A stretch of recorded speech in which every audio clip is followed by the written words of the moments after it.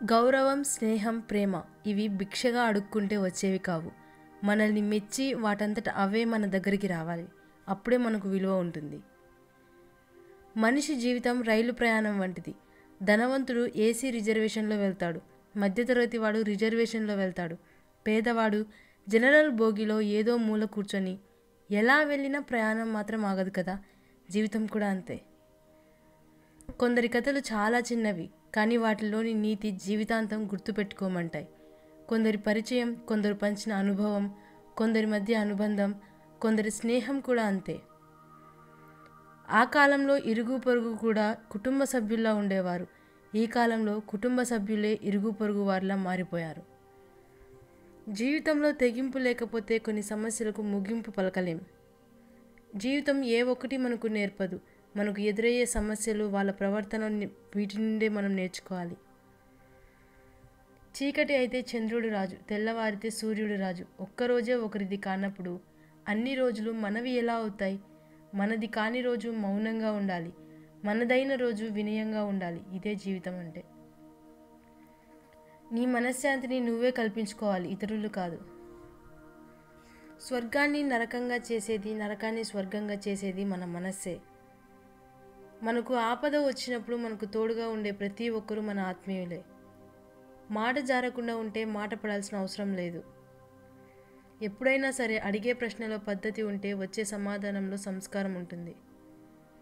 మనం ఎంత మార్చాలని ప్రయత్నించినా కొందరి ప్రవర్తన మార్చలేం. అటువంటి వారితో ఎలా ఉండాలో మనం నేర్చుకోవాలి, లేదా వారిని ఎక్కడితో వదిలేయాలి. జీవితం ఓ నాటకం. నటించడం రానప్పుడు ఇతరుల నాటకాలను చూస్తూ ఉండిపోవాల్సి వస్తుంది. మనం మాట్లాడేది కేవలం మాటలే కావచ్చు, కానీ వినే వాళ్ళకి అవి తూటాలు. ఆ తూట మెదడుకు తగిలితే పర్వాలేదు, కొన్ని రోజులు మర్చిపోతాం. కానీ గుండెకు తగిలితే బ్రతకలేరు. మాటలు విలువైనవే కావు, పదునైనవి కూడా. ప్రాణం పోసేదాన్ని మందు అంటాం, ప్రాణం తీసేదాన్ని మందు అంటాం. పేర్లు ఒకేలా ఉన్నా గుణంలో తేడాలు ఉన్నట్లు మనుషులంతా ఒకేలా ఉన్నా మనసులో తేడాలు ఉంటాయి. ఒకరి కష్టం తెలియాలంటే వాళ్ళు చేసే పనిని చేయడానికి ప్రయత్నించు. అందులోని కష్టం నీకు పూర్తిగా అర్థమవుతుంది. మోసం చేయాలనుకున్నవాడు మంచితనం నటిస్తాడు, వంచాలి అనుకున్నవాడు వినయం నటిస్తాడు. కానీ నిజాయితీగా ప్రేమించేవాడు పొగరుగానే ఉంటాడు, నీకు నచ్చినా నచ్చకపోయినా. అపజయాలు కలిగినప్పుడు ఆత్మ పరిశీలన చేసుకొని లోపం ఎక్కడ జరుగుతుందో తెలుసుకోవాలి. అవసరమైతేనే మాట్లాడు, లేదంటే నిశ్శబ్దంగా ఉండు. సాధ్యమైనంత వరకు సంభాషణల్లో ఇతరుల ప్రస్తావన వద్దు. ఉత్తమ సంభాషణలు సిద్ధాంతాల చుట్టూ తిరుగుతాయి.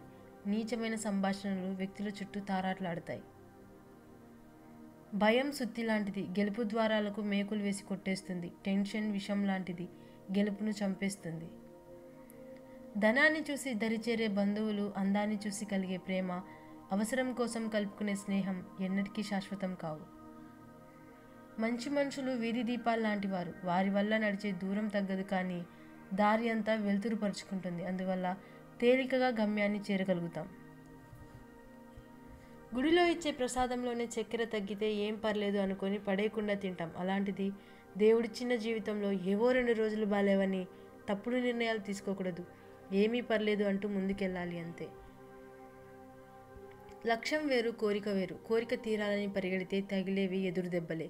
అదే లక్ష్యం నెరవేరాలని అడుగులు పడితే ఎదురొచ్చేదల్లా విజయాలే. గర్వంతో ఉండవద్దు, దేవుని ఆశీస్సులు కోల్పోతావు. ఈర్ష్యతో ఉండవద్దు, స్నేహితులను కోల్పోతావు. కోపంతో ఉండవద్దు, నిన్ను నువ్వే కోల్పోతావు. ప్రకృతి, అద్దం రెండూ ఒకటే. అద్దం నువ్వు ఎలాగ ఉంటే అలాగే చూపిస్తుంది. ప్రకృతి నువ్వు దాన్ని ఎంత కాపాడితే అది నిన్ను అంత కాపాడుతుంది. మంచివాడు మొదట కష్టపడతాడు కానీ ఓడిపోడు. చెడ్డవాడు మొదట సుఖపడతాడు కానీ ఓడిపోతాడు. ప్రయత్నం ఎప్పటికీ వృధా కాదు. వైఫల్యం శాశ్వతంగా ఉండదు. కొన్నిసార్లు చిన్న ప్రయత్నం నీకు ఉన్నత స్థానాన్ని కల్పిస్తుంది. మూర్ఖులకు ఇచ్చే అద్భుతమైన సమాధానం మౌనం. ఒక్క నిమిషంలో జీవితం ఏమీ మారదు, కానీ ఆ ఒక్క నిమిషం ఆలోచించి తీసుకున్న నిర్ణయం జీవితాన్నే మార్చేస్తుంది. వాగేవాడితో సీక్రెట్స్ చెప్పకూడదు. వాదించేవాడితో ఆర్గ్యుమెంట్స్ చేయకూడదు. తెలివైన వాడితో పోటీ పడకూడదు. తెగించిన వాడితో తలపడకూడదు. యథార్థాన్ని గుర్తించలేకపోతే అపార్థమే మిగులుతుంది. అపార్థం చేసుకునే ముందు అర్థం చేసుకోవడానికి ప్రయత్నిస్తే యథార్థం ఏమిటో తెలుస్తుంది. బంధం కలకాలం నిలబడుతుంది. మంచివాడు మహారాజు అయిన కష్టాలు తప్పవు. నీతిపరుడు నిజాయితీగా బ్రతికిన నిందలు తప్పవు. మాట్లాడాలి అనుకునే వారికి సమయం దొరుకుతుంది. దూరం వెళ్ళాలి అనుకునే వారికి కారణం దొరుకుతుంది. గంధపు చెక్కలతోనూ పూలదండలతోనూ అలంకరించినంత మాత్రాన పాడే పల్లకి అయిపోదు. అది ఎక్కి అందరూ ఊరేగాలనుకోరు. మంచితనం ముసుగులో వేసుకున్నంత మాత్రాన మంచివాళ్ళు అయిపోరు. ఆ ముసుగులో ఎంతో కాలం జనాలను మోసం చేయలేరు. మన అనుకున్న వాళ్ళు మన పట్ల చేసిన తప్పులను పొరపాట్లను మన్నించగలగడం సహజం. కానీ వారితో మరలా మునుపటిలా మనగలగడం అసహజం. అతిగా అరవడం వల్ల మాట విలువ, అనవసరంగా ఏడవడం వల్ల కన్నీటి విలువ తగ్గిపోతుంది. ఎదుటివారి ముఖం చూసి బాగానే ఉన్నారు అని అంచనాకు రాకండి. ఎందుకంటే కొందరు గుండెల్లో అగ్నిపర్వతాలు బద్దలవుతున్నా నలుగురిలో నవ్వులు నటిస్తూ బ్రతుకుతారు. ప్రపంచంలోని పురాణాలన్నీ సమర్థించిన ఒక తప్పును ఒప్పుగా మార్చలేవు. బాధతో ఉండి అరిచే అరుపుని, మనసు పెట్టే కేకని ఏ చెవి వినలేదు. ఎందుకంటే అంత శబ్దాన్ని వినే శక్తి దేవుడు ఏ చెవికి ఇవ్వలేదు. మన వ్యక్తిత్వమే మనకు సిరి. అందుకే ఎవరి కోసం ఏ వ్యక్తిత్వాన్ని మార్చుకోకు, ఇతరులకు పలుచన చేయకు. మనం చేసేది తప్పా కాదా అనేది ఎవరు చెప్పక్కర్లేదు. ఒంటరిగా కూర్చొని అంతరాత్మను అడిగితే చాలు. నమ్మకాన్ని అమ్మకానికి పెడితే ఎంతకు పోతుందో తెలియదు, కానీ అది పోగొట్టుకుంటే తిరిగి పొందడానికి ఒక జీవితకాలం సరిపోదు.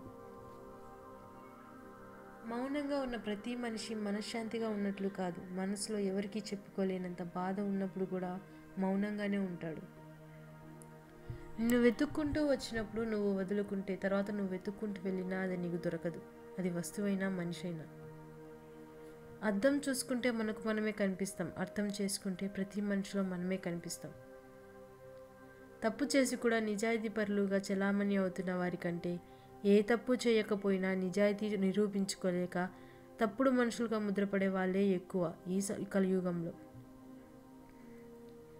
మన నోట్లోకి పోయే ఆహారం ఎంత రుచిగా ఉండాలో మన నోటి నుంచి వచ్చే మాటలు కూడా అంతే రుచిగా ఉండాలి. అప్పుడే బంధాలు, స్నేహాలు బలపడతాయి. అవకాశం రాకపోవడం దురదృష్టం. వచ్చిన అవకాశాన్ని సద్వినియోగం చేసుకోలేకపోవడం నిర్లక్ష్యం. అవకాశాన్ని సరిగ్గా వాడుకోవడం ఇంకితం. లేని అవకాశాన్ని సృష్టించుకోవడం తెలివి. నిన్న నవ్విన వాళ్ళు నిన్ను అవకాశం అడగడం విజయం. నీకు అవకాశం ఇచ్చిన వాళ్ళని తలదించుకునేలా చేయడం ఓటమి. ఉన్నన్ని రోజులు సంతోషంగా ఉంటే అదే ఐశ్వర్యం. ఐస్ క్రీమ్ తిన్నా కరిగిపోతుంది, తినకపోయినా కరిగిపోతుంది. జీవితం కూడా అంతే. ఎంజాయ్ చేసినా కరిగిపోతుంది, చేయకపోయినా కరిగిపోతుంది. తర్వాత స్వర్గం నరకం అంటావా? అవి ఉన్నాయో లేవో కూడా ఎవరికీ తెలియదు. బాధ్యతలు బరువుగా భావించే వారికి బంధాలు అరువుగానే కనిపిస్తాయి. విజయం గొప్పది కాదు, సాధించినవాడు గొప్ప. బాధపడడం గొప్ప కాదు, బాధను తట్టుకునేవాడు గొప్ప. బాంధవ్యాలు గొప్ప కాదు, వాటిని నిలబెట్టుకున్నవాడే గొప్ప. నువ్వు నీ సొంత కాళ్ళపై నిలబడి ఉన్న ఇతరులను గౌరవించడం కూడా కొంచెం నేర్చుకో. ఎందుకంటే నువ్వు మరణించిన తర్వాత శ్మశానానికి నీ సొంత కాళ్ళతో చేరుకోలేవు. జీవితం నీకు విజయాన్ని ఇవ్వదు, కేవలం అవకాశాలను మాత్రమే ఇస్తుంది. అవకాశాలను విజయాలుగా మార్చుకునే శక్తి కేవలం నీ చేతిలోనే ఉంది. విలువలను నిలబెట్టుకోలేని గెలుపు కూడా అవమానమే. విలువను నిలబెట్టుకోవడానికి ఓడిపోయినా గౌరవమే. ఎందుకంటే విజేతగా నిలబడిన వాడికంటే మాట మీద నిలబడినోడికే మర్యాద ఎక్కువ. అతిథి ఇంటికి వస్తున్నాడు అని తెలిసిన వెంటనే ఇల్లు సర్ది శుభ్రంగా ఉంచుతాం. అలాంటిది భగవంతుడిని మన మనసులో ఉంచుకోవాలంటే మన మనసు ఇంకెంత శుభ్రంగా ఉండాలి. సంతోషం నేర్పలేని ఎన్నో విషయాలు కన్నీళ్లు నేర్పుతాయి. గెలుపు నేర్పలేని ఎన్నో పాఠాలు ఓటమి నేర్పుతుంది. స్నేహం నేర్పలేని ఎన్నో జాగ్రత్తలు మోసం నేర్పుతుంది. అందుకే అంటారేమో ఏది జరిగినా మన మంచికే అని. అనుకువ లేకపోతే అందం కూడా అసహ్యంగా కనిపిస్తుంది. మనిషికి అందం కంటే అనుకువే మరింత అందాన్ని ఇస్తుంది.